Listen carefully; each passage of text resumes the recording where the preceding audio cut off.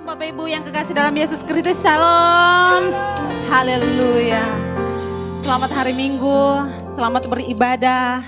Mari kita bersukacita di dalam hadirat Tuhan. Amin.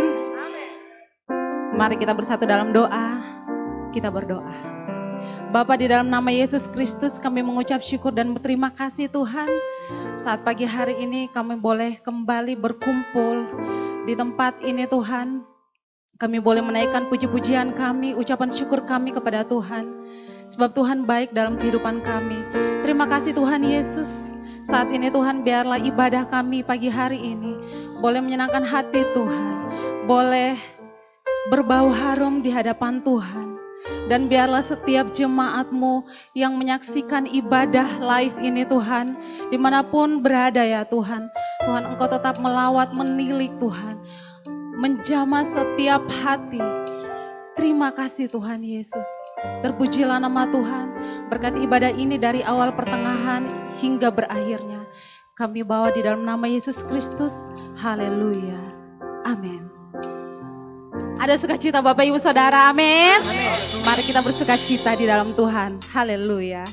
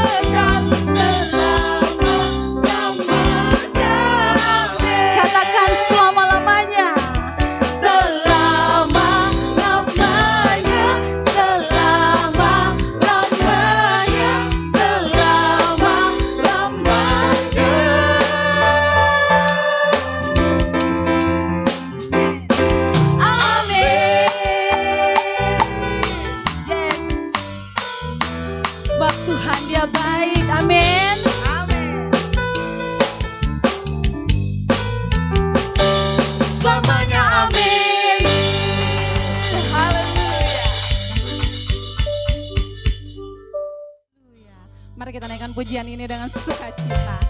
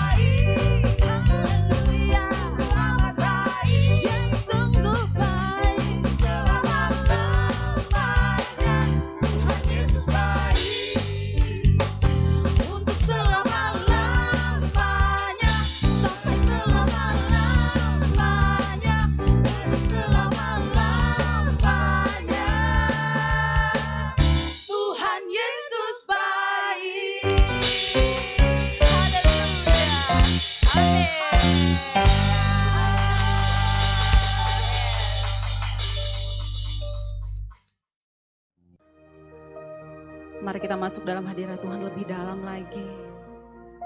Sebab Dia Allah yang luar biasa dalam kehidupan. Apapun yang kita hadapi saat ini, badai apapun yang kita lalui saat ini, kita percaya bahwa Allah selalu berserta dengan kita. Amin. Mari kita naikkan pujian ini. Haleluya Yesus.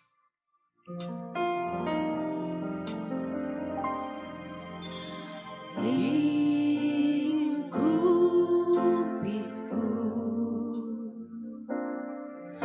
dengan sayapmu, naungiku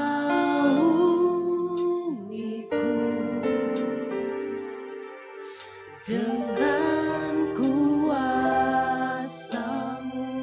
Sekali lagi katakan. lingkupiku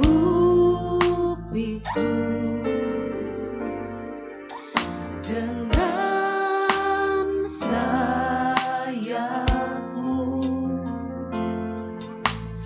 naungiku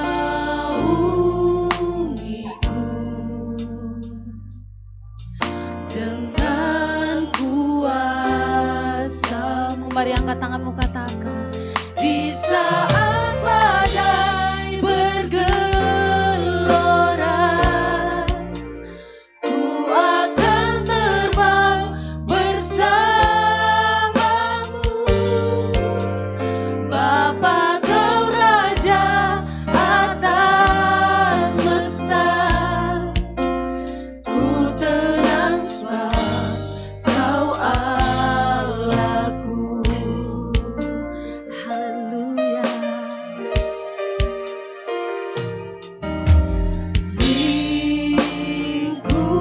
Lingkupiku dengan sayapmu,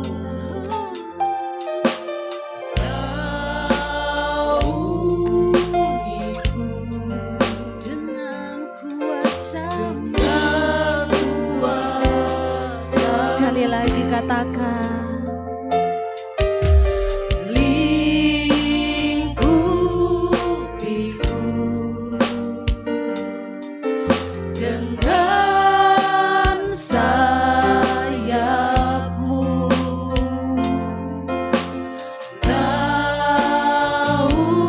naungiku dengan kuasa-Mu. Di saat badai bergelora, ku akan terbang bersamamu. Bapa, Kau Raja atas semesta, ku tenang sebab Kau Allahku. Di saat badai bergelora, ku akan terbang bersamamu. Bapa, Kau Raja atas semesta, ku tenang sebab Kau Allahku. Di saat badai benar Tuhan, kami akan selalu bersama Engkau Tuhan. Kami percaya bahwa Engkau adalah Raja kami, Engkau adalah Allah kami, Engkau Bapa yang setia, Engkau Bapa yang baik dalam kehidupan kami. So thank you Lord Jesus. Haleluya.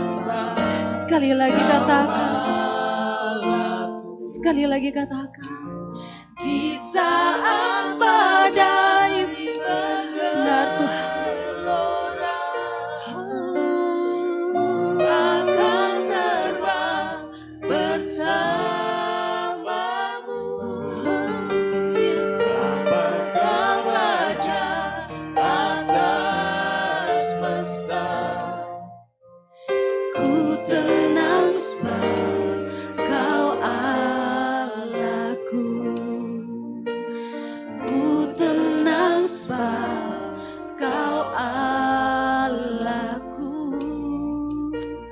Ku tenang sebab Kau Allahku.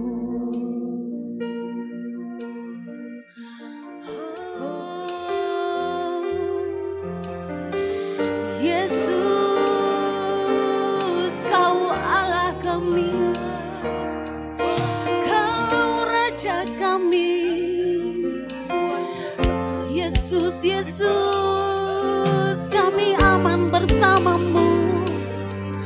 Dalam badai apapun, kami mau percaya, kami berserah hanya padamu Tuhan. Oh,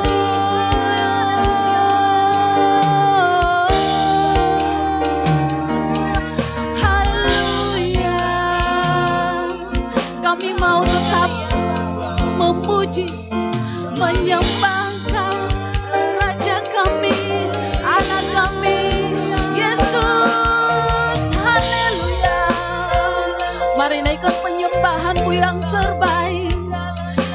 Haleluya.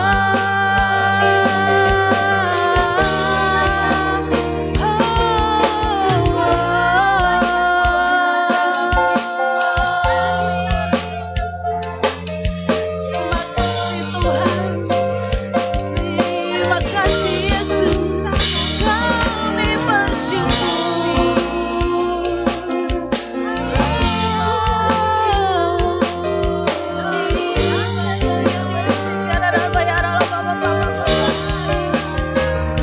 Terima kasih Yesus, haleluya, haleluya. Kami percaya, kami selalu beraman di dalam-Mu Yesus, aman di dalam-Mu Tuhan, haleluya.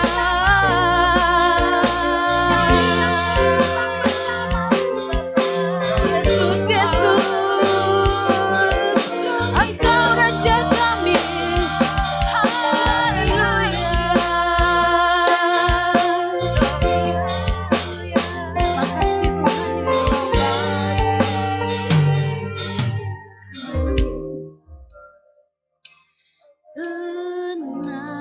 Tenanglah kini hatiku, Tuhan memimpin. Benar Tuhan, aku yes. Di tiap saat dan kerja tetap ku rasakan. Mari angkat tangan. Tuhan yang membimbing, amin. Agar ku dipegang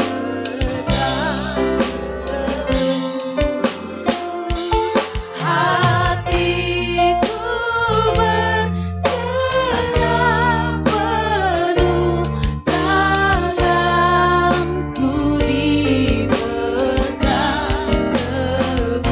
Mari angkat tanganmu, katakan Tuhanlah yang membimbingku, tanganku dipegang teguh. Hatiku bersenang penuh, tanganku dipegang teguh. Tuhanlah yang membimbingku, tanganku dipegang teguh. Hatiku bersenang penuh, tanganku dipegang teguh. Hati kami berserah, hatiku berserah penuh, tanganku dipegang teguh. Sekali lagi katakan, hatiku berserah penuh, tanganku dipegang teguh. Haleluya. Mari berikan tepuk tangan sorak-sorai kemuliaan bagi Allah kita. Haleluya. Terima kasih Tuhan. Haleluya. Shalom Bapak Ibu, sebelum kita mendengarkan firman Tuhan, saya mengajak kita berdoa terlebih dahulu.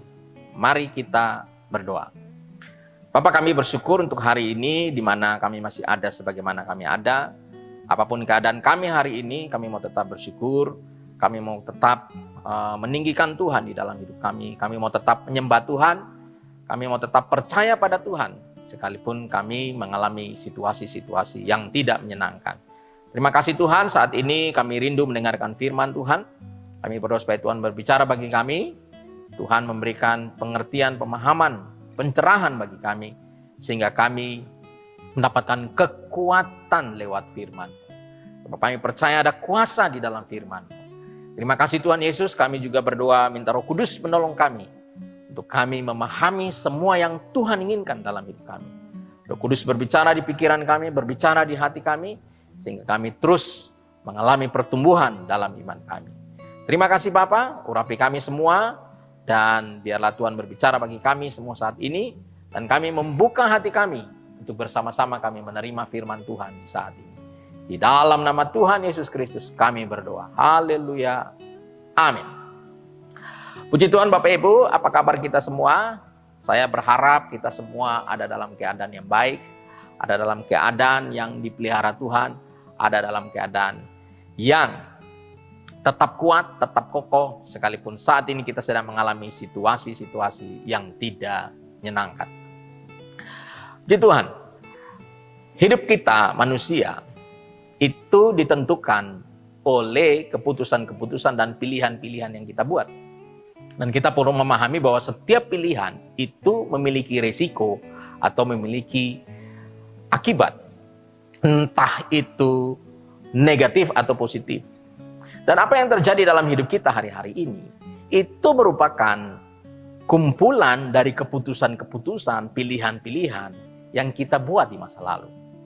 Jika Anda hari ini menjadi orang yang sukses, berarti pilihan-pilihan yang Anda buat di masa lalu adalah bekerja keras, rajin, tekun, dan berani ambil risiko. Tetapi ketika seorang memilih untuk sakit hati, kecewa, benci, marah, maka ia akan menjadi orang yang terluka dan hidupnya penuh dengan kepahitan. Kita tahu dengan perkembangan dunia yang semakin canggih hari-hari ini, maka ada banyak pilihan yang ditawarkan kepada kita. Ketika kita mau membeli sebuah televisi, maka akan ada banyak pilihan, ada banyak merek, dan ada macam tipe yang ditawarkan kepada kita. Ketika kita mau membeli kendaraan juga, entah itu mobil atau motor, maka ada banyak merek dan ada banyak tipe kendaraan yang dapat kita pilih. Tetapi jika kita membaca Alkitab dengan teliti, maka hanya ada dua pilihan yang diberikan di dalam Alkitab. Dan dua pilihan ini merupakan pilihan yang saling berlawanan, saling bertentangan, dan saling bertolak belakang. Dan kita perlu ketahui di dalam keputusan-keputusan ini tidak ada namanya pilihan ketiga yang bersifat netral, bersifat abu-abu, atau bersifat di tengah-tengah. Pilihan-pilihan yang ada di Alkitab antara lain kehidupan atau kematian, berkat atau kutuk, domba atau kambing. Tidak ada yang namanya dombing, kombinasi antara domba dan kambing. Jalan yang lebar atau jalan yang sempit. Kita disuruh pilih panas atau dingin, tidak ada suam-suam. Kita mau terang atau mau gelap, tidak ada remang-remang. Kita diperhadapkan untuk memilih mengabdi kepada Allah atau mengabdi kepada Mammon. Dan pada prinsipnya semua orang menginginkan hal yang baik. Contohnya ketika kita menanyakan kepada anak-anak, setiap anak pasti memiliki cita-cita yang tinggi dan bagus. Tidak pernah ada anak-anak yang memiliki cita-cita menjadi penjual narkoba atau menjadi pencuri. Jika ditanya, pasti dijawab bahwa cita-cita mereka adalah menjadi dokter, menjadi insinyur, menjadi arsitek, menjadi polisi, menjadi pilot, dan lain sebagainya. Pokoknya semua yang bagus, semua yang baik. Tidak ada orang ingin cita-citanya sesuatu yang buruk. Tetapi pada kenyataannya ketika kita lihat kehidupan orang hari-hari ini, kita menyaksikan bahwa banyak orang telah memilih jalan yang salah. Sehingga mereka terjerumus di dalam hal-hal yang negatif dan salah. Akibat dari pilihan-pilihan tersebut itu menghasilkan perbuatan-perbuatan yang merugikan diri mereka sendiri maupun merugikan orang lain. Misalnya, ada sebuah contoh, ada seorang pemuda yang baru pulang kerja. Kemudian dia diajak teman-temannya untuk nongkrong sebentar dengan mereka. Sementara saat itu teman-temannya sedang minum minuman keras. Jika ajakan ini tidak ditolaknya, mungkin dengan alasan karena dia merasa tidak enak dengan teman-temannya atau hal yang lain sebagainya. Jika hal ini diterimanya, maka dia akan duduk di situ dan dia akan ditawarkan minuman dan dia mulai mencoba-coba minuman-minuman keras. Dan jika hal ini diteruskan, maka dia akan menjadi kecanduan minuman keras. Dan apa yang terjadi kemudian? Orang-orang seperti ini biasanya memiliki rasa haus. Mereka ingin mencoba hal-hal yang lebih menantang. Pada akhirnya mereka ingin mencoba narkoba. Ya, dan anak ini pun mencoba narkoba dan kemudian ketagihan dengan narkoba. Dan akibat perbuatannya ini, satu hari dia ditangkap oleh polisi dan dimasukkan ke dalam penjara. Sayangnya ketika dia masuk dalam penjara, yang tujuannya adalah membuat orang supaya jera, tetapi justru di penjara dia bertemu dengan bandar narkoba. Dan ini membuat hidupnya lebih buruk dari sebelumnya. Hidupnya menjadi lebih jahat dari sebelumnya. Dan ketika dia keluar dari penjara, apa yang terjadi? Hidupnya menjadi lebih buruk. Dia bukan hanya menjadi pemakai narkoba, tetapi menjadi pengedar narkoba. Dan lama-lama jika hal ini diteruskan oleh dirinya, maka dia akan menjadi bandar narkoba. Dan ketika dia terus menghidupi kehidupan seperti ini, maka lama-lama dia akan mati karena overdosis. Dan kita tahu apa yang terjadi dengan orang yang mati overdosis. Kemanakah dia akan pergi? Surga atau neraka? Tentu saja dia masuk neraka. Bayangkan sebuah keputusan yang dia buat untuk tidak menolak tawaran teman-temannya untuk duduk minum minuman keras bersama-sama. Keputusan yang kecil itu membuat dia akhirnya berakhir di dalam neraka. Oleh sebab itu, kita tidak boleh menganggap remeh atau menganggap sepele keputusan-keputusan kecil yang kita buat. Sebab keputusan atau pilihan kecil yang kita buat dapat memberikan dampak yang besar. Karena itu berhati-hatilah dan bijaklah di dalam membuat keputusan dan pilihan. Dan pada prinsipnya semua orang tidak ingin hal-hal yang buruk terjadi dalam hidupnya. Tidak ada orang yang mau masuk neraka, semua orang mau masuk surga. Tidak ada orang mau hidupnya binasa, semua orang mau mengalami hidup yang kekal. Tidak ada orang yang mau hidupnya terkutuk, tetapi semua orang mau hidupnya diberkati.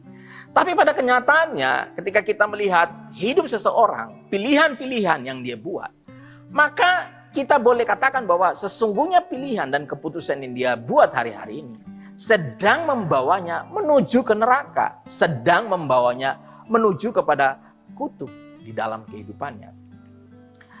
Dan Bapak Ibu, di dalam Alkitab Amsal 14 ayat 12 berkata, ada jalan yang disangka orang lurus, tetapi ujungnya menuju maut.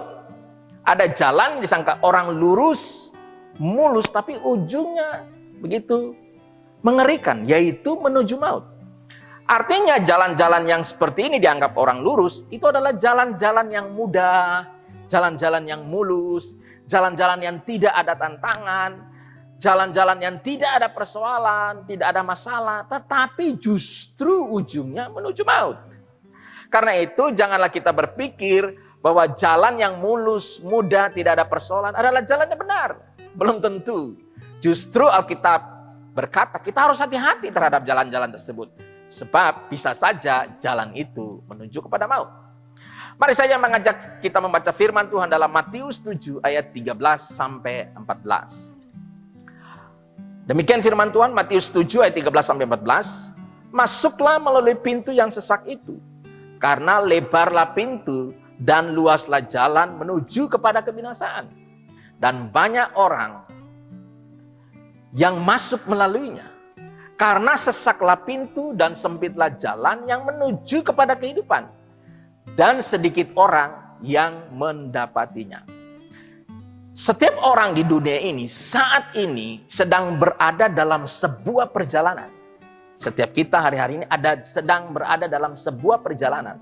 Entah perjalanan yang kita jalani hari-hari ini, entah itu menuju kepada kehidupan atau kepada kebinasaan. Semuanya itu tergantung pada pilihan-pilihan yang kita buat hari-hari ini. Sebab itu, setiap orang perlu menyadari saat ini dia sedang berada di jalan apa. Dan untuk mengetahui dia sedang berada di jalan yang mana, apakah itu jalan yang benar atau salah, itu harus ditentukan dari tujuan yang dia ingin capai. Sebab itu, banyak orang hidup hari-hari ini harus menentukan tujuan dalam hidupnya. Sebab itu, kita mau mengetahui jalan apa yang sedang kita jalani saat ini, entah itu jalan menuju kebinasaan atau jalan menuju kehidupan. Yang pertama-tama, itu harus kita menentukan tujuan kita mau kemana. Dari tujuan itulah kita bisa menentukan jalan mana yang harus kita lewati. Misalnya saja saat ini Anda sedang berada atau tinggal di Jayapura. Dan Anda menentukan tujuan Anda bahwa Anda mau ke bandara di Sentani. Maka jalan yang akan Anda tempuh adalah jalan yang melewati Padang Bulan, Waena, kemudian Sentani. Dan akhirnya Anda sampai ke bandara Sentani.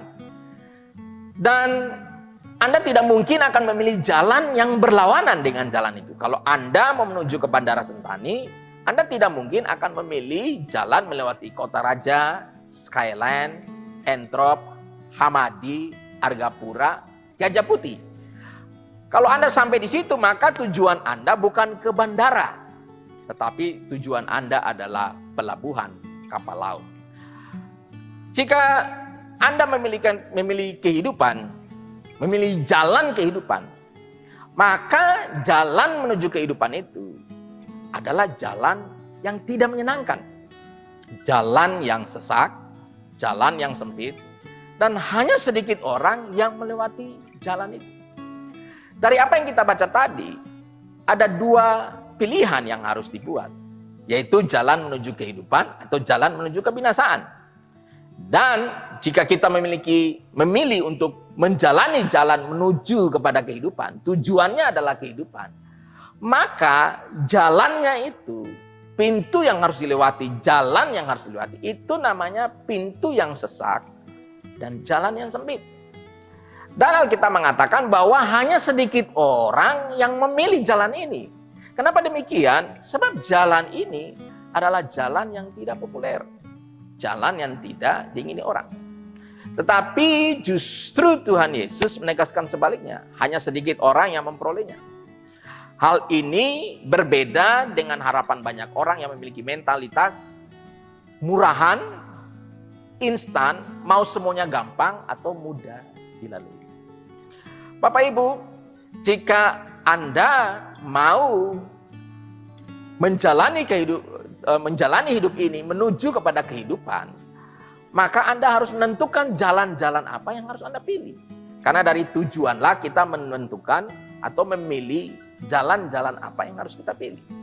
Dan di sini Alkitab mengatakan bahwa jalan-jalan menuju kehidupan itu adalah begini, dan jalan-jalan menuju kebinasaan adalah begini. Apakah ciri-ciri atau jalan menuju kepada kehidupan tersebut? Yang pertama, jalan menuju kehidupan adalah jalan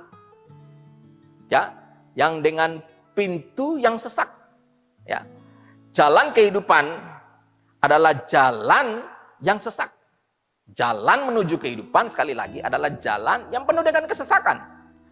Pernahkah Anda membeli baju yang kesesakan di badan? Atau memakai baju atau pakaian yang ukurannya kekecilan, sesak? Atau mungkin Anda sedang berada dalam kerumunan di sebuah stasiun yang penuh dengan orang yang berdesak-desakan untuk membeli tiket pada hari raya atau hari liburan. Atau pada saat Anda sedang naik kapal laut, berdesak-desakan. Itulah jalan yang sesak. Tentu saja kita tahu bahwa jalan yang sesak seperti itu tidak menyenangkan, itu tidak nyaman. Makanya pintu yang sesak, itu pintu yang membuat kita tidak nyaman.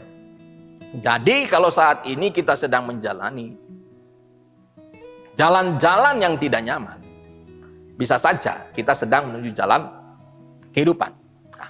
Tahukah saudara bahwa ketika kita memilih sesuatu dengan penuh kesadaran, dalam hal ini ketika kita memilih dengan kesadaran untuk percaya kepada Yesus Kristus sebagai Tuhan dan Juru Selamat, dan menjadikan Dia satu-satunya jalan kehidupan, di mana kita perlu mengikuti Dia, maka sesungguhnya kita sedang memasuki sebuah babak baru di dalam kehidupan yang penuh dengan rintangan, yang penuh dengan ketidaknyamanan. Jadi ketika kita mengikuti Yesus, satu-satunya jalan kehidupan itu, maka sekali lagi kita memilih untuk memulai sebuah babak baru di mana jalan hidup kita penuh dengan rintangan dan penuh dengan ketidaknyamanan. Setiap pengikut Kristus, ya, itu selalu mengalami yang namanya intimidasi, diejek, diperlakukan tidak adil. Karena kita tahu bahwa hidup di dunia ini tidak nyaman.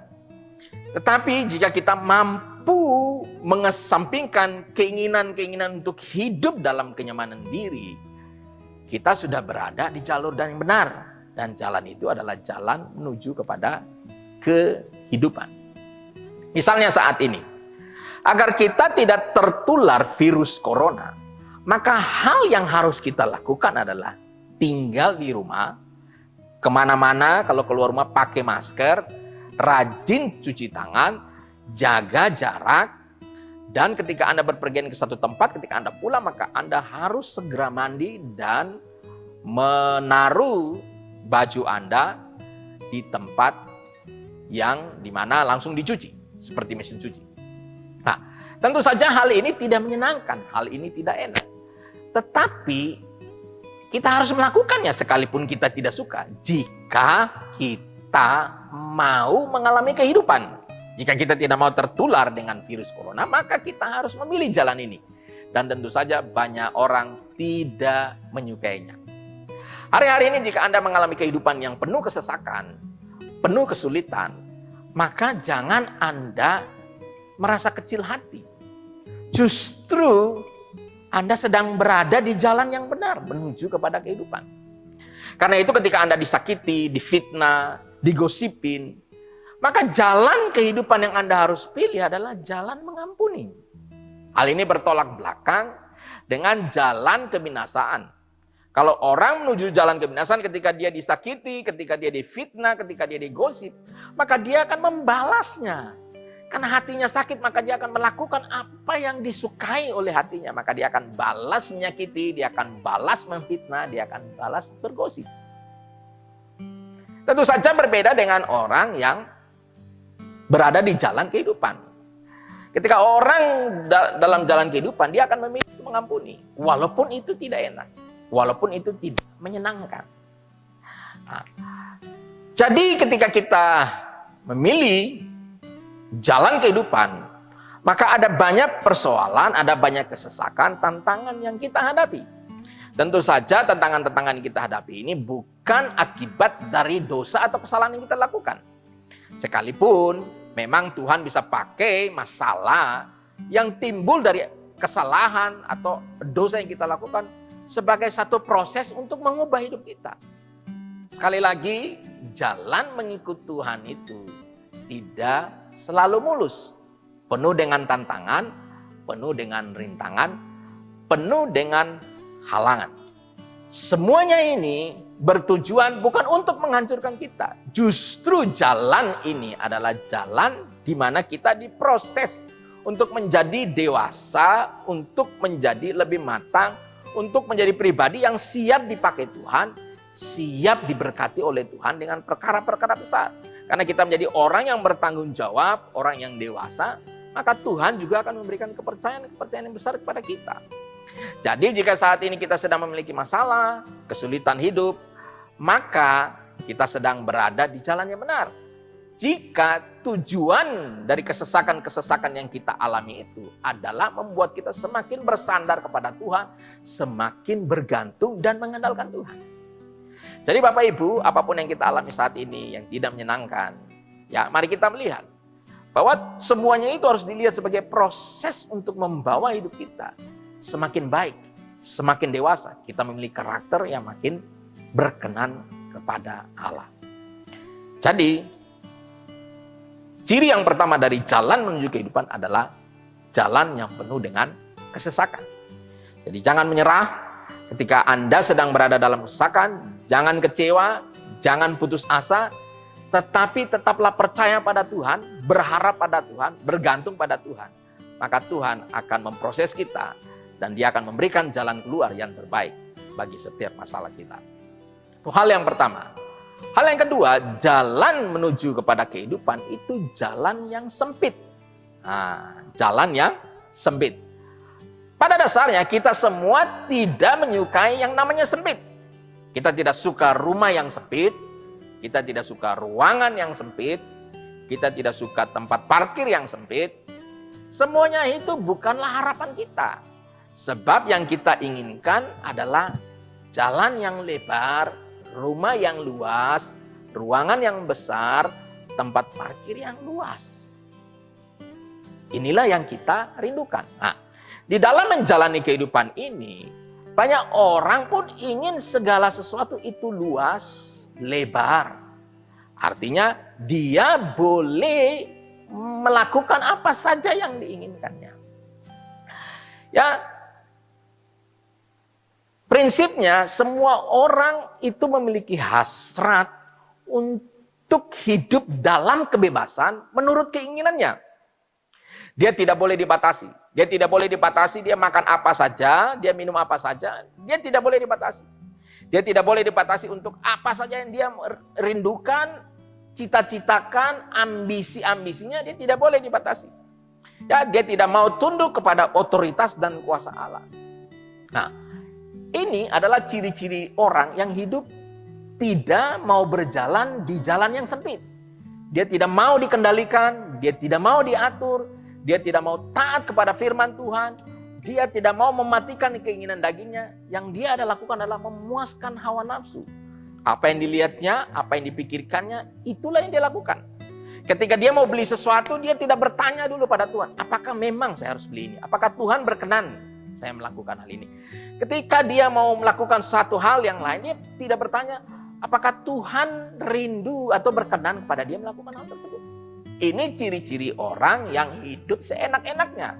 Karena apa yang dia pikir itu bagus, itu lurus, maka dia lakukan. Padahal tadi firman Tuhan katakan, bahwa banyak orang mengira jalan yang ditempuhnya itu lurus. Keputusan-keputusan dia ambil itu lurus, itu mudah, itu akan sukses, akan berhasil. Tetapi rupanya jalan itu menuju kepada kebinasaan. Konsekuensi daripada kita ya, yang hidup di jalan yang sempit adalah kita harus mau diatur oleh Tuhan. Dan kita harus mematikan keinginan daging kita. Sempit itu, jalan yang sempit itu membuat kita harus membatasi diri.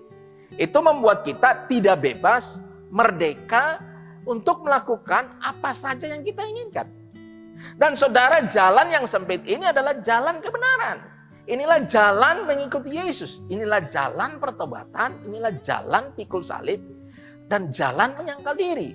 Ketika saudara berada di jalan yang sempit ini, saudara dibatasi, saudara tidak bebas melakukan apapun yang kau inginkan. Saudara dituntut untuk menyangkal diri, dituntut untuk bertobat. Saudara sedang berada di jalan yang benar. Sebab jalan inilah adalah jalan Yesus Kristus. Yesus Kristus berkata, akulah jalan, kebenaran, dan hidup. Tidak ada seorang pun sampai kepada Bapa kalau tidak melalui aku.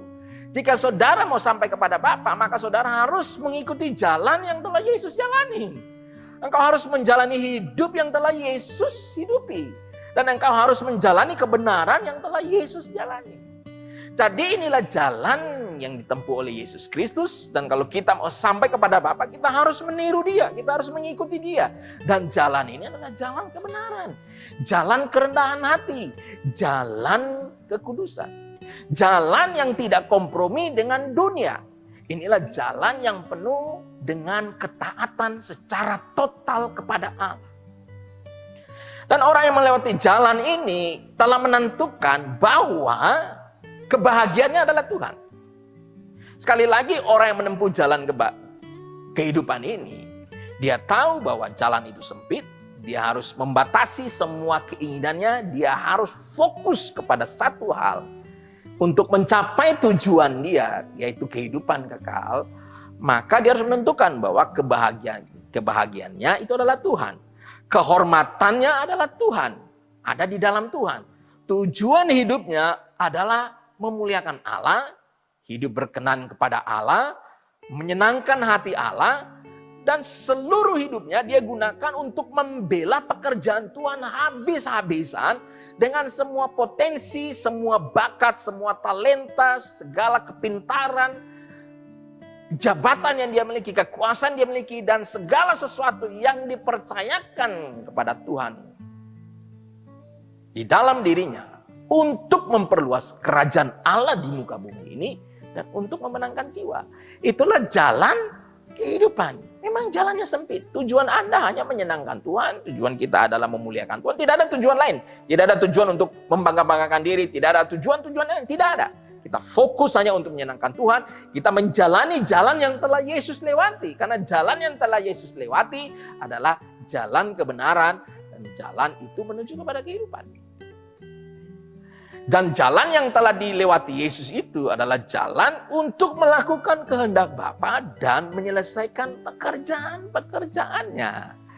Inilah yang seharusnya menjadi fokus dan tujuan hidup satu-satunya orang percaya. Karena harta yang kita kejar itu bukan harta duniawi, tetapi harta surgawi. Tuhan Yesus sudah mengingatkan kita bahwa janganlah kita bekerja untuk makanan-makanan yang dapat binasa, tetapi untuk makanan-makanan yang tidak dapat binasa, makanan-makanan yang bersifat kekal. Itu harus kita perhitungkan. Hal ini bukan berarti bahwa kita tidak boleh memiliki banyak uang, kita tidak boleh lakukan hal-hal yang kita tidak inginkan. Saya percaya, saudara, kalau kita menyenangkan Tuhan, Tuhan juga tahu bagaimana menyenangkan kita. Ya, Tuhan juga mau kita menikmati hidup, sebab Dia Allah yang rindu untuk memberikan terbaik dalam hidup kita. Jika kita menjadi anak yang berusaha menyenangkan Bapa, maka Bapa pun tahu bagaimana menyenangkan kita. Sebab itu, kita perlu membangun kehidupan yang hanya berfokus untuk menyenangkan Allah. Yang tujuannya hanya mengejar harta surgawi. Ya, orang-orang seperti ini, itu dia sudah merasa terhormat dengan dirinya. Dia sudah merasa cukup dengan segala yang dimilikinya. Kalau dia hanya punya ya segini, ya dia bersyukur dengan apa yang dia punya. Dia tidak terlalu berfokus mengejar apa yang ada di dunia ini. Kalau dia mengejar hal itu, ya kekayaan dan segala macam, kedudukan, semuanya itu bertujuan untuk memajukan pekerjaan Tuhan. Dan memang kita harus demikian. Kita harus menjadi orang yang pandai, yang cerdas. Kita harus juga menjadi orang punya banyak uang. Sebab untuk memperluas pekerjaan Tuhan, butuh banyak uang. Jika Anda mau menjalani kehidupan, ya jalan yang menuju kepada kehidupan, mari tempatkan diri Anda di jalan kehidupan itu. Jadilah orang yang tujuannya melakukan kehendak Bapa dan menyelesaikan pekerjaan Bapa di muka bumi ini. Ada banyak pekerjaan Bapa yang belum diselesaikan.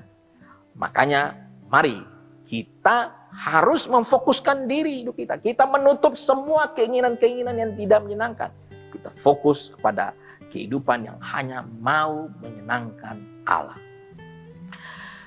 Dan saudara, jalan kehidupan ini seperti ini, jalan yang sempit ini, itu hanya disukai, diperjuangkan, dan dilalui oleh orang-orang yang hidup dalam kebenaran. Dan jalan ini adalah jalan yang kurang disukai orang. Nah, di lain pihak, orang-orang duniawi, orang-orang yang tidak percaya Tuhan, dan jalannya menuju kepada kebinasan, mereka suka hidup bebas, hidup berfoya-foya, tidak mau diatur oleh kebenaran.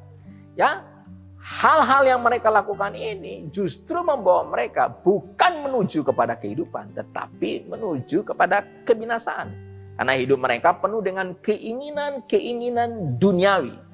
Dan Alkitab mencatat keinginan duniawi itu adalah 3, yaitu keinginan daging, keinginan mata, dan keangkuhan hidup.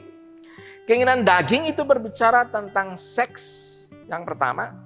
Ini berbicara tentang orang-orang yang hanya memuaskan nafsu seksnya. Ya, kalau melihat perempuan cantik lewat, wih, kayaknya gimana gitu ya. Ya, kalau melihat ya sesuatu yang seksi itu, wah, membuat dia terpana. Hal ini kalau dibiarkan akan mengakibatkan hal-hal yang lebih buruk. Bagi Anda yang suka melihat pornografi, hati-hati. Ini Anda sedang memuaskan keinginan daging Anda. Kalau Anda suka kepada perselingkuhan, Anda sudah punya istri, tetapi Anda lagi membangun hubungan dengan wanita lain, ini berbahaya bagi Anda. Ketika Anda memenuhi keinginan daging Anda ini, maka jalan yang Anda tempuh adalah jalan kebinasaan. Selain itu, keinginan daging juga adalah keinginan orang suka dengan kuliner. Orang hari-hari ini suka mencari makanan sana, makan sini, makan situ. Bukan berarti makan tidak boleh.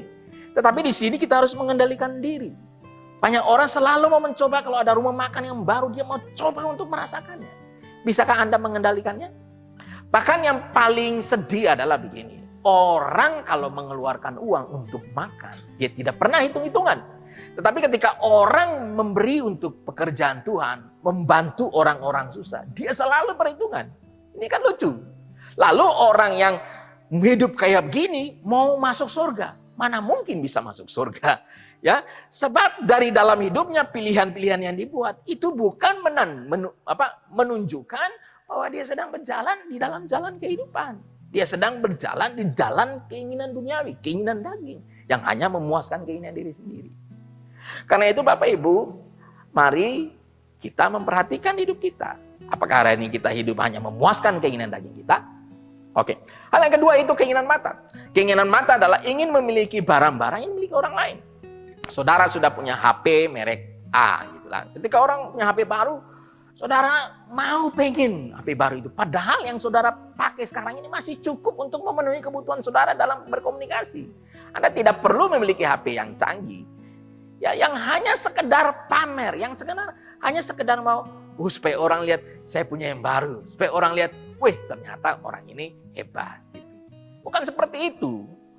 Demikian pun, ya kalau kita selalu menginginkan hal-hal yang dimiliki oleh orang lain, bersaing untuk memiliki hal itu, maka ini adalah keinginan mata yang sedang kita puaskan.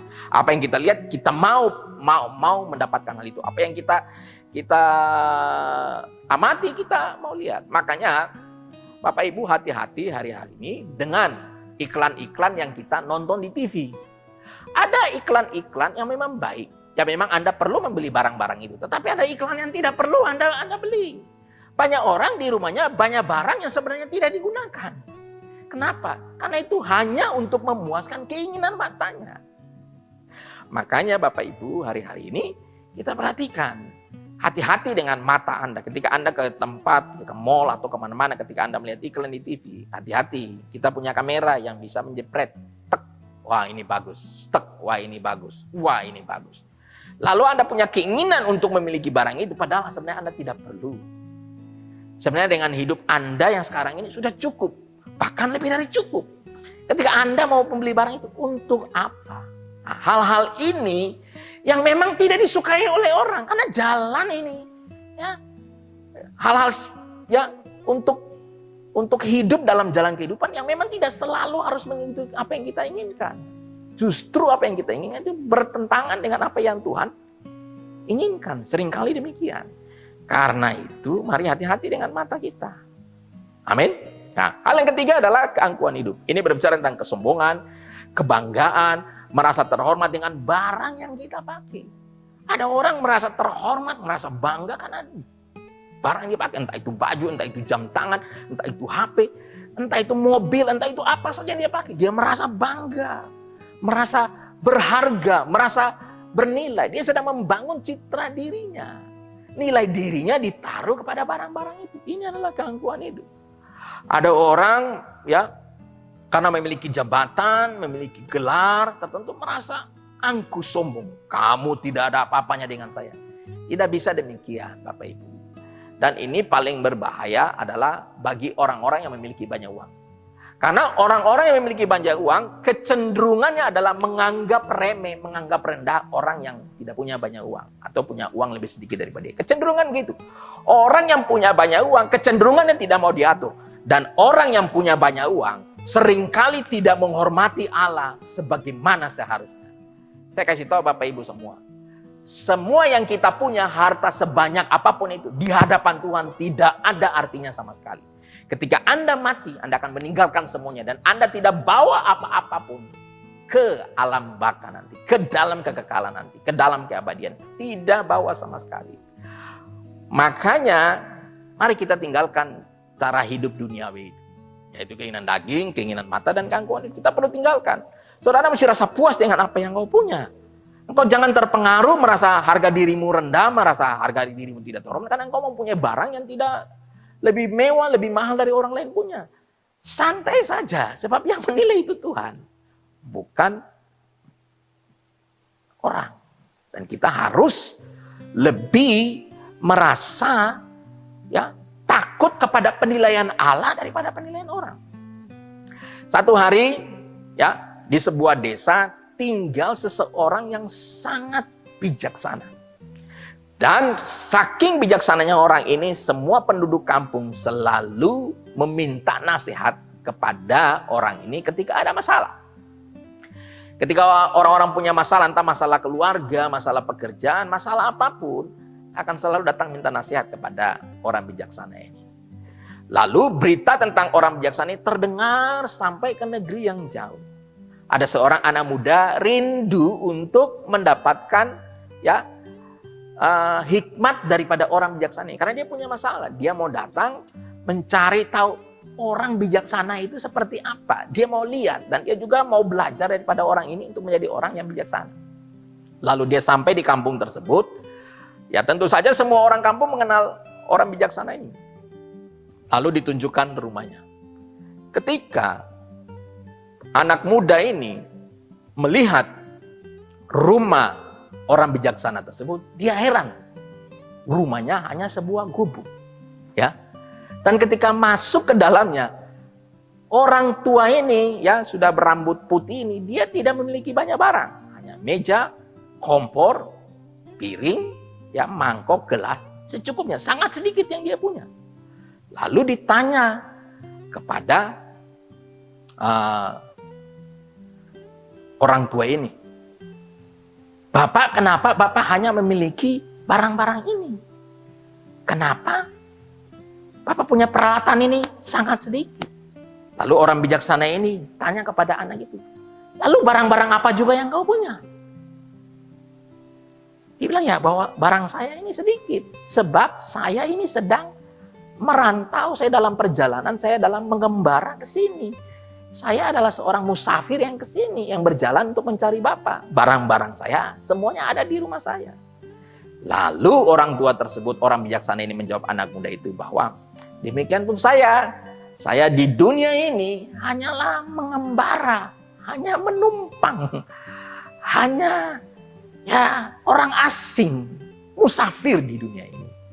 Lalu anak muda itu sadar, oh iya ya, ternyata kehidupan yang bijaksana adalah kehidupan yang menyadari bahwa hidup di bumi ini hanya sementara, hanya menumpang, hanya sebagai pengembara.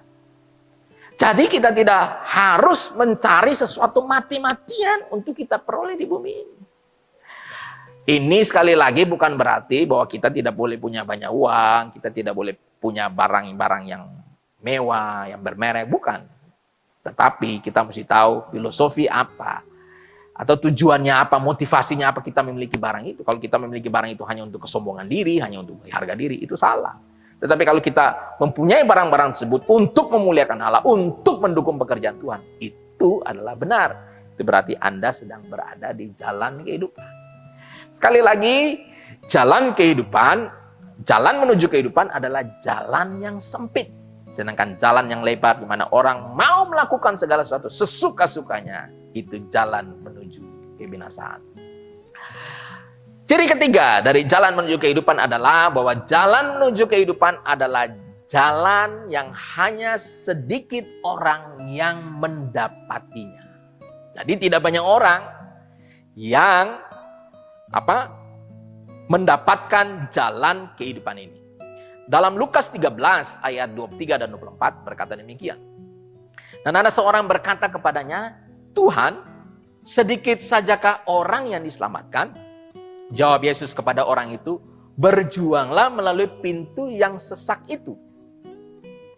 Sebab aku berkata kepadamu, banyak orang yang berusaha untuk masuk tetapi tidak dapat. Bapak Ibu, jalan menuju kehidupan, jalan menuju keselamatan, itu hanya sedikit orang yang mendapatkannya. Dan memang perlu diakui, ya, hanya sedikit orang yang berhasil melalui jalan kehidupan. Karena jalan menuju kepada kehidupan ini itu diperlukan perjuangan, ya. Alkitab tadi katakan banyak orang yang berusaha tetapi tidak bisa masuk. Jadi jalan menuju kehidupan itu perlu perjuangan. Jalan menuju kehidupan itu perlu ketekunan, perlu komitmen, perlu kesetiaan. Berhenti di tengah jalan ketika Anda sedang berjalan menuju jalan kehidupan karena Anda mungkin merasa kecewa, merasa disakiti, dan Anda putus asa, Anda berhenti dan Anda kembali mengambil jalan lain, berarti Anda gagal menuju jalan kepada kehidupan. Sebab jalan kepada kehidupan adalah sebuah perjuangan. Semua ini untuk mencapai jalan kehidupan itu perlu latihan. Sebab hal ini akan membentuk ini, karakter dan sifat yang mulia. Sifat yang unggul, karakter yang unggul, yang sangat bernilai di hadapan Allah. Inilah yang kita harus miliki, yaitu karakter seperti Tuhan Yesus. Karena ini adalah tujuan akhir setiap kita, yaitu berjuang untuk terus berada di jalan kehidupan. Ketika hari-hari ini Anda sedang berjalan di jalan kehidupan, berarti Anda sedang berjuang untuk hidup berkenan kepada Allah. Kita sedang berjuang untuk hidup sesuai dengan kehendak Allah, hidup menyenangkan Allah, dan kita sedang berusaha hidup untuk menjadi serupa seperti Kristus. Sebab itu jangan merasa diri puas hanya karena saudara sudah jadi anggota gereja, hanya karena saudara sudah pergi ke gereja, atau sudah merasa jadi pelayan di gereja. Ini bukan hal-hal yang utama. Ya, ini bukan hal-hal yang penting. Memang ini penting, diperlukan, tetapi bukan yang paling penting. Yang paling penting yang perlu kita lakukan ketika kita jadi orang percaya adalah berusaha hidup berkenan kepada Tuhan. Inilah jalan kehidupan itu. Sebab banyak orang ketika ke gereja, di gereja mereka kelihatan seperti malaikat. Kalau menyanyi mereka angkat tangan sambil menangis-nangis. Tetapi sayangnya kehidupan mereka di luar gereja itu sangat berbeda dengan lagu-lagu yang mereka nyanyikan. Kalau mereka menyanyikan seperti lagu ini, takkan pernah ku bawa selain yang terbaik, yang harum dan sejati di hadapan tahtamu. Kita perlu merenungkan, apakah benar-benar kita selalu memberikan yang terbaik dan yang harum di hadapan Allah? Belum tentu. Sebab seperti saya katakan tadi, ada orang kalau makan traktir orang berani bayar sampai jutaan. Kalau beri bagi pekerjaan Tuhan sangat sedikit. Bagaimana dia bisa berkata, takkan pernah ku bawa selain yang terbaik? Itu omong kosong. Makanya mari yang perlu kita perhatikan bukan hanya ketika kita beribadah di gereja, tapi yang paling penting ibadah atau penyembahan yang sesungguhnya bukan terdiri hanya sekedar nada-nada lagu-lagu yang kita nyanyikan. Penyembahan yang sesungguhnya adalah hidup kita selama 24 jam. Ketika kita berada di dalam rumah, bagaimana kita memperlakukan istri, anak-anak kita, bagaimana istri memperlakukan suami dan anak-anaknya, bagaimana anak-anak menghormati orang tua, itulah ibadah. Ketika seorang karyawan bekerja di kantor, ketika dia bekerja dengan benar, dia bekerja dengan jujur, itulah ibadahnya dia. Ketika seorang berada di jalan, ketika dia mematuhi rambu-rambu lalu lintas, itulah ibadahnya. Ketika seorang diserempet oleh mobil, kalau dia ngamuk-ngamuk, dia marah-marah, wah, itu tidak menunjukkan bahwa dia bukan orang yang beribadah. Sesungguhnya hidup kita adalah hidup yang menggambarkan kehidupan Kristus. Yesus berkata, kalau orang tampar pipi kanan, kasih pipi kiri. Hal ini adalah sesuatu yang sulit dilakukan. Tetapi ketika Anda diizinkan, ketika Anda ditampar pipi kanan, maka Tuhan sedang mengizinkan Anda untuk memberikan pipi kiri Anda. Nah, hidup seperti ini harus kita terapkan dalam kehidupan sehari-hari. Makanya kalau orang di gereja dengan di luar gereja berbeda. Kalau di gereja kelihatan kayak malaikat, semua senyum-senyum. Tapi kalau di rumah, ya kalau dia marah, sadis. Marah kepada orang lain itu sadis. Hanya gara-gara uang 100.000, itu ngamuknya, luar biasa. Ya, kalau lihat wanita cantik, bahkan kalau datang gereja lihat wanita cantik,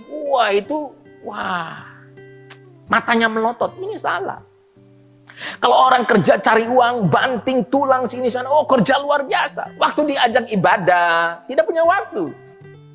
Kalau orang nonton film drama, berjam-jam, nonton televisi berjam-jam. Tetapi ketika baca Alkitab dan berdoa, 5 menit, 10 menit, tumbang. Hati-hati dengan film-film drama yang kita nonton hari-hari ini. Sebab banyak film-film ini tidak memiliki nilai-nilai kebenaran. Dan hal ini bisa mempengaruhi pikiran kita, sehingga kita bisa jadi negatif. Istri-istri yang tiba-tiba menjadi curiga dengan suaminya. Karena kenapa? Dia suka nonton film-film drama yang ada di televisi.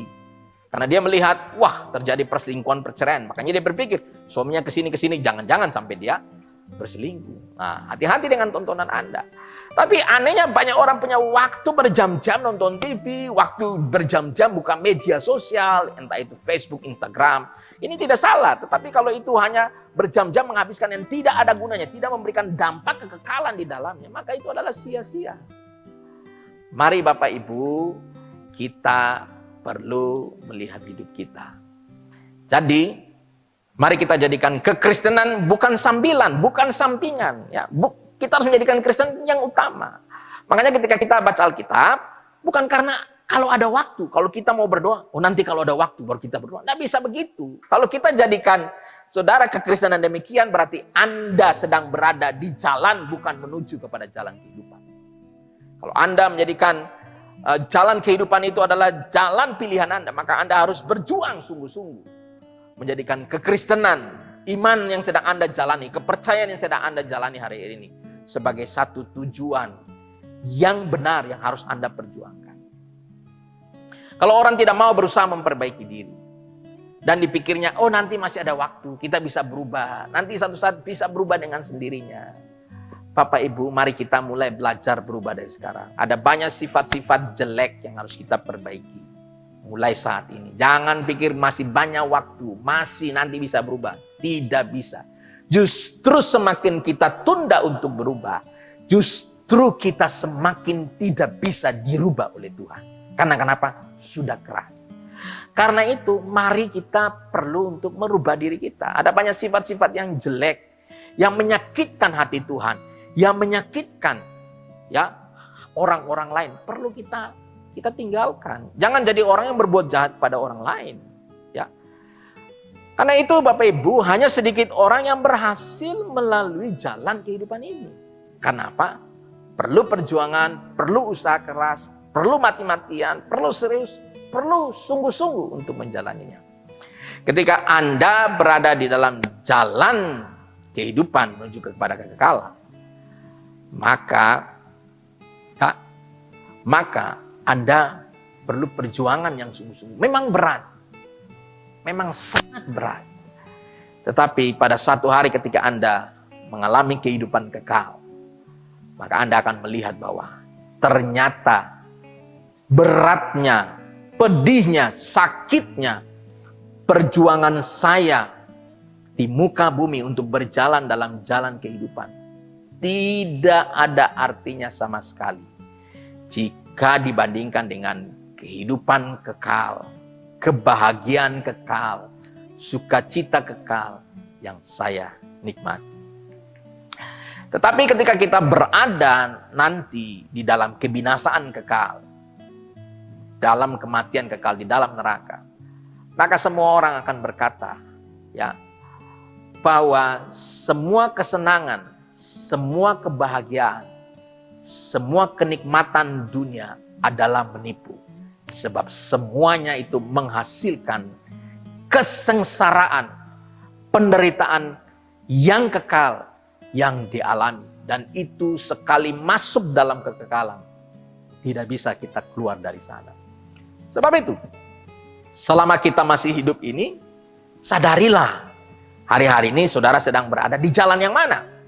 Kalau itu jalan kehidupan, berarti Anda sedang berjuang sungguh-sungguh untuk memperbaiki hidup Anda, untuk hidup berkenan kepada Allah, untuk hidup menyenangkan Tuhan, melakukan kehendak Bapa dan menyelesaikan pekerjaannya. Dan jalan menuju kehidupan itu jalan yang sesak, jalan yang sempit, dan hanya sedikit orang yang melewatinya. Pastikanlah diri kita, diri Anda masing-masing, kita semua masing-masing menentukan bahwa satu hari saya mau termasuk di dalam kelompok orang yang sedikit tadi. Ketika kita mau menjadi bagian daripada orang yang sedikit tadi, yang hanya bisa memperoleh jalan kepada kehidupan tadi, berarti hari-hari ini fokus kita hanyalah untuk menyenangkan Tuhan, memuliakan Tuhan.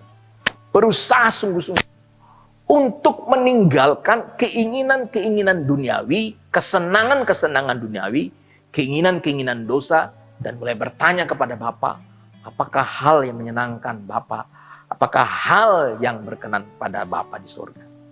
Ketika kita fokus ke situ, maka jalan yang sedang kita lewati adalah jalan yang menuju kepada kehidupan. Marilah kita pilih, tapi saya mendorong kita, marilah kita berjuang melalui jalan menuju kehidupan. Amin. Mari kita berdoa. Bapa, kami bersyukur untuk firman-Mu yang telah kami dengar. Dan kami sadari bahwa jalan menuju kehidupan itu jalan yang tidak mudah. Jalan yang sempit, penuh kesesakan, dan hanya diraih oleh sedikit orang. Tuhan, kami berdoa supaya kami pun menjadi bagian, bilangan dari orang yang sedikit itu masuk ke dalam jalan kehidupan itu. Tuhan, tolong kami supaya hari-hari ini kami memperhatikan hidup kami. Kami memperbaiki hidup kami. Kami selalu introspeksi dan mengevaluasi diri kami. Apakah hidup kami sudah berkenan kepada Allah? Kami berdoa hari-hari ini biarlah kami mau bertobat daripada segala kebodohan, segala kesalahan, segala dosa yang kami lakukan. Dan biarlah kami mau hidup hanya untuk menyenangkan Tuhan. Bapa di sorga, tolong kami. Sebab kami tahu hal ini berat. Tanpa pertolongan Tuhan, tanpa kasih karunia Tuhan, kami tidak mungkin bisa melewati jalan ini. Sebab itu kami bersyukur untuk firman yang kami dengar. Dan biarlah kami semua berjuang untuk melewati jalan ini. Hamba-Mu berdoa berkati seluruh jemaat-Mu Tuhan yang mendengarkan firman ini. Biarlah kami semua mempunyai pikiran yang sama, mempunyai tujuan sama. Bahwa selama kami hidup di bumi ini, kami harus berjuang untuk masuk melalui pintu yang sempit itu. Berjuang untuk berjalan di jalan yang sesat. Terima kasih Bapa. Kami bersyukur, kami juga berdoa menyerahkan Tuhan, pemerintah kami, bangsa Indonesia. Kami berdoa supaya Tuhan memulihkan bangsa Indonesia dari keadaan virus corona ini Tuhan. Kami berdoa memberkati presiden, memberkati para menteri, sampai ke jajaran yang paling rendah, bupati, wali kota, sampai kepada tingkat RT, RW, supaya Tuhan mereka bisa bekerja sama dengan baik untuk mengatasi pandemi virus corona ini. Kami berdoa sekali lagi berkati pemerintah kami. Kami juga berdoa bagi tenaga medis, para dokter yang telah mendedikasikan hidup mereka, bahkan mengorbankan nyawa mereka, mengorbankan keluarga mereka, hanya untuk mau bekerja, memberikan yang terbaik dalam menangani masalah pandemi COVID-19 ini. Tuhan lindungi mereka semua. Tuhan lindungi mereka semua. Tuhan berkati mereka semua dengan kesehatan yang terbaik, kekuatan yang terbaik. Beri hikmat kepada mereka sehingga mereka bisa mengatasi segala persoalan yang sedang dihadapi, yaitu virus corona ini Tuhan. Tuhan tolong mereka, berkati keluarga mereka. Di dalam nama Tuhan Yesus, walaupun sudah berbulan-bulan mereka tidak bertemu dengan keluarga mereka, biarlah penghiburan dari Tuhan, kekuatan dari Tuhan selalu memberkati mereka semua. Terima kasih Tuhan. Kami juga berdoa untuk pasien-pasien yang sedang dirawat. Kami berdoa supaya Tuhan juga memberikan kesembuhan kepada pasien-pasien ini. Tuhan berkati semua obat, semua suplemen, semua apapun yang diberikan. Biarlah Tuhan memberkatinya sehingga ini mempercepat kesembuhan di dalam tubuh mereka. Kami berdoa berikan mereka daya tahan tubuh, imun yang kuat. Sehingga ini bisa membantu mereka ya untuk menyembuhkan dari virus ini Tuhan. Terima kasih Bapak. Kami juga berdoa memberkati kota kami, kota Jayapura. Kami berdoa Tuhan mari tolong pulihkan kota kami. Kami tahu hari-hari ini makin bertambah yang orang yang positif COVID-19 ini. Kami berdoa untuk masyarakat kami, supaya kami semua memiliki kesadaran untuk menjaga diri kami dan juga menjaga orang lain. Kami berdoa Tuhan, supaya Tuhan memberkati setiap masyarakat yang diam di kota ini Tuhan. Kami juga berdoa memberkati Bapak Wali Kota, Bapak Gubernur dan seluruh jajarannya yang ada di tanah ini, supaya mereka bisa mengatur dengan baik bagaimana mengatasi Tuhan virus corona ini. Kami berdoa Tuhan dalam nama Yesus beri hikmat kepada mereka. Kami berdoa juga supaya mereka bisa menyalurkan bantuan yang tepat kepada orang-orang yang membutuhkan. Tuhan tolong, kami berdoa tidak ada orang yang mengambil keuntungan yang korupsi daripada bantuan ini. Di dalam nama Tuhan Yesus, tapi mereka bisa menyalurkannya tepat kepada orang-orang yang membutuhkan. Kami berdoa untuk pemulihan keadaan ekonomi kami di dalam nama Tuhan Yesus. Kami tahu hari-hari ini adalah hari-hari yang sulit bagi ekonomi kami. Kami berdoa Tuhan pulihkanlah, berkati semua usaha-usaha yang ada, berkati semua keluarga-keluarga yang terpaksa usahanya tutup. Bagi mereka yang usahanya sedang mengalami kerugian, Tuhan tolong mereka, beri mereka kekuatan, beri mereka penghiburan. Terima kasih Bapa, di dalam nama Tuhan Yesus. Kami juga berdoa Tuhan, supaya Engkau juga memberkati semua aparat keamanan, polisi, Satpol PP dalam menjaga keamanan dan ketertiban dalam mengatasi masalah pandemi COVID-19 ini. Tuhan beri hikmat pada mereka supaya mereka bisa bekerja dengan baik dan benar. Terima kasih Tuhan. Dan pada akhirnya kami serahkan hidup kami dalam tangan Tuhan. Kami mohon supaya Tuhan menjaga kami, melindungi kami, memberkati kami dalam segala hal yang kami perbuat hari-hari ini. Dan kami percaya Tuhan pasti memelihara kami. Tuhan pasti melindungi kami. Terima kasih Tuhan. Kami kembalikan segala pujian hormat hanya bagi Tuhan. Dan sebelum kami menutup ibadah ini, kami mohon berkat daripada Tuhan. Mari kita angkat kedua tangan kita dan terimalah berkat daripada Tuhan. Damai sejahtera dari Allah Bapa, kasih karunia dari Tuhan Yesus Kristus dalam persekutuan dengan kuat kuasa Roh Kudus menyertai kita semua hari ini sampai selama-lamanya. Di dalam nama Tuhan Yesus kami berdoa. Haleluya, haleluya. Amin. Puji Tuhan, Bapak Ibu semua, dengan demikian ibadah kita berakhir untuk hari ini. Dan kita akan ketemu lagi minggu depan dalam ibadah yang sama, di channel yang sama, dalam waktu yang sama. Tuhan Yesus memberkati.